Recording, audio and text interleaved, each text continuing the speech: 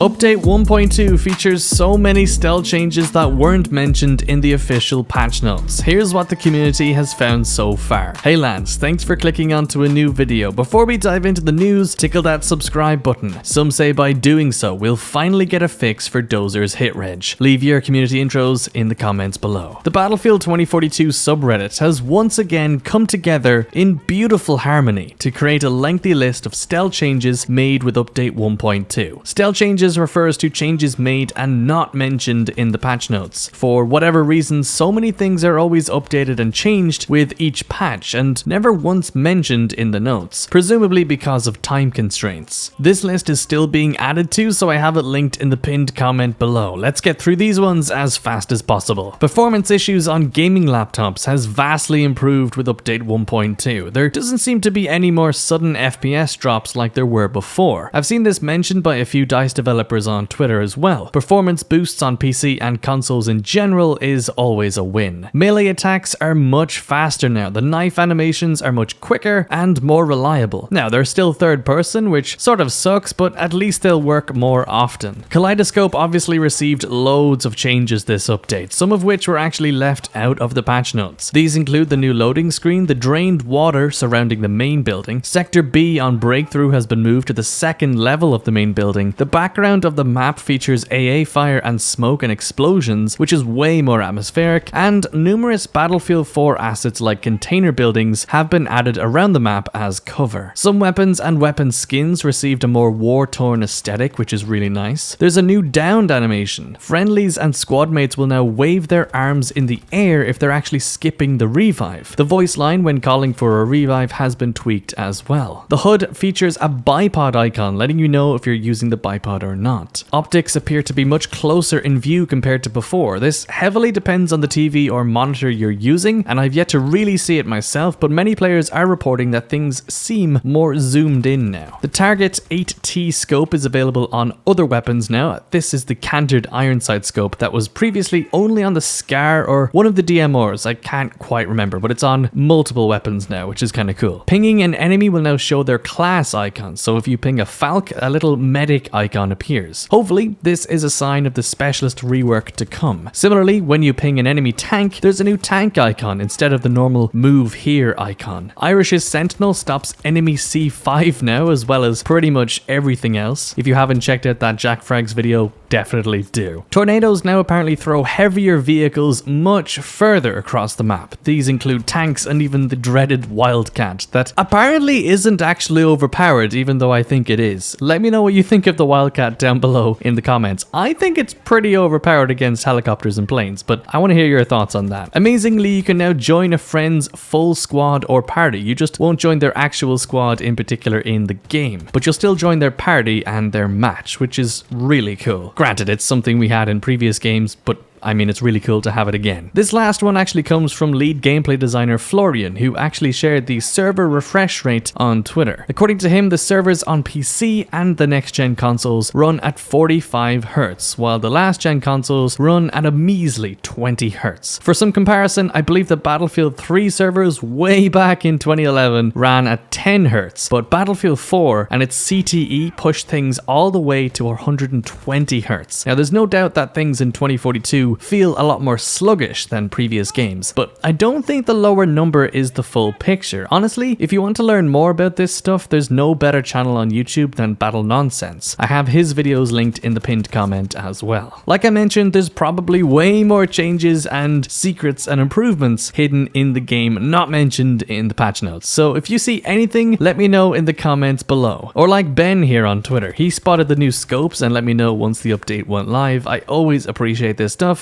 so shout out to Ben. But anyway, that about wraps up this video. Thank you for watching right to the end, you absolute legend. Subscribe for more, and I'll see you lads later.